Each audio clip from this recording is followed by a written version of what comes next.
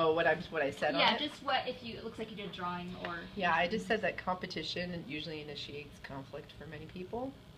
So this little bubble says, I bet he thinks he's better at this than me. I'll show him. And then this one says, he thinks he's the best. He makes me so mad. He's so arrogant. So. I like it. Okay. Well, I'll have everybody share, and then we'll kind of regroup and discuss. So, Stephen, if you want to, like, pass the dish on, and then we'll... Sure. Okay. I have one word for conflict: misunderstanding. And I gave a sketch here. It's a simple sketch. He said, "Why don't you clean up your mess?" And the other person was responding, "I don't clean up because I don't have time to clean up." And this can escalate into conflict between friends or even among families. Stephen cheated. Stephen's taken a conflict management course before. Okay, Stephen, Do you want to, like, film? Yeah. Film something? Taco sauce. Taco sauce. Okay. So, are you ready?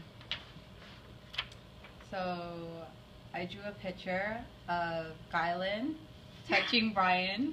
It causes conflict. Not good.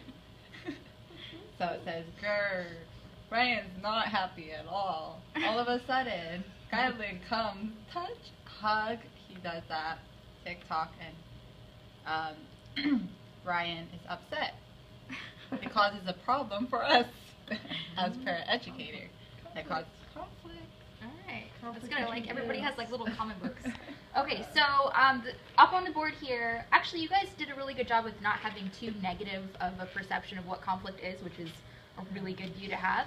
But a lot of people, when they're asked to come up with synonyms or with metaphors for conflict or talk about how they feel about it, come up with really negative things.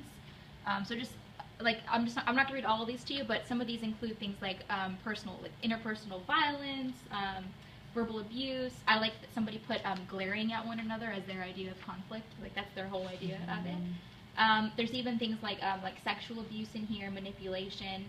Down here at the bottom we have some good ones: negotiation, bargaining. These are all related to what conflict is, but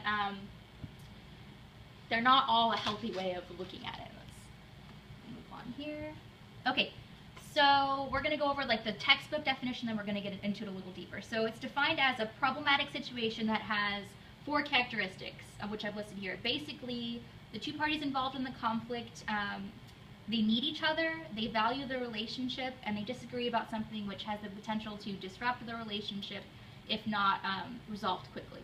So with a sense of urgency. So a negative view of conflict is the idea that conflicts are painful occurrences that are personally threatening and best avoided. And this is really, really common. Even people who are trying to have a positive view of conflict sometimes still have like conflict anxiety, and they really avoid it. A positive view of conflict is the opposite. It's the idea that conflict should be seen as an opportunity to resolve problems and improve relationships with the people who mean the most to you or to the people involved in the conflict.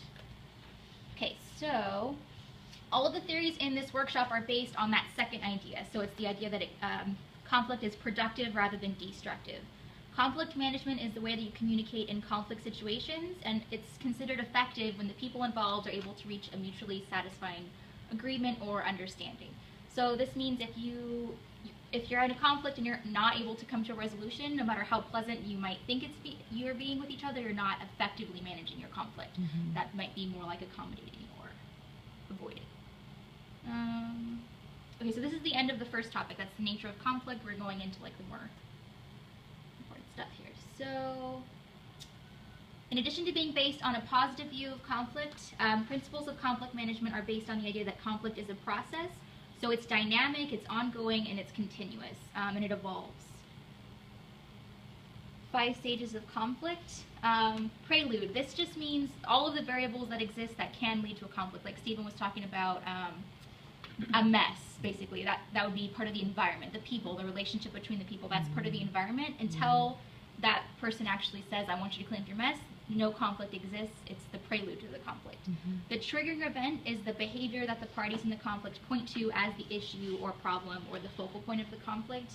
And the initiation phase is the point at which the conflict becomes overt. So in Stephen's example, When someone says to the other person, hey, you need to clean up your mess, it really bothers me, that's the initiation of the conflict. The differentiation phase, this is probably the longest phase. This is, aside from prelude, the ongoing interaction between the parties when they use either constructive or destructive communication tactics to deal with the conflict. Both sides of the story are presented, they move back and forth, they escalate and de-escalate the conflict. This can last a few minutes, a few days. If you're in my family and you have dysfunctional conflict cycles, it can last a couple of years. The resolution phase is when the parties involved accept some kind of a resolution. Okay, so destructive versus productive conflict. So destructive conflict occurs when parties do not manage a conflict in a way that is mutually satisfactory and does harm to their relationship. So they're not happy and their relationship suffers because of it. Participants might lose sight of their initial goals, become hostile, issues between the parties increase rather than decrease. They might rely on abuse of power or manipulation. Productive conflict is obviously the exact opposite. Parties are aiming to reduce negative feelings. There's no escalation. Nobody loses control. No one's manipulating. No one is abusing their power. And both parties believe that a mutually satisfactory outcome is possible. Okay, so options for communication conflict. Things to consider when choosing between communication options are the occasion, the other person, and your own needs. Consider collaboration when the conflict is over something that is important to you. If you feel like you might hate yourself later for not speaking up about it. If the long-term relationship between you and the other party is important to you. If you believe that they can handle your assertiveness without being hurt or becoming aggressive. Also, if you feel like the other person is capable of being cooperative. If you both also need to have that belief that you can come to a mutual agreement. Consider avoiding or accommodating if you're not really sure about your feelings or the facts. If you're worried that the other person's feelings might be hurt or that you might do more damage to the relationship than a benefit. If the long-term relationship between you and that person is important still. Consider competing when you have exhausted all the other options and you are in a physically threatening situation in which you must defend yourself to avoid being seriously injured or killed. So basically, unless you are forced, your hand is forced, you should be aiming for collaboration or avoiding, or mostly collaboration, not really avoiding accommodating, competing as a last resort, and really as a last resort, passive-aggressive communication. This would be something like going to your union representative. This would be only after you have already talked with your teacher, you've talked with your principal, you've gone to human resources and you've followed all the correct routes. Nothing's happening, you're still feeling like you're abused. That would be time to go to your union representative.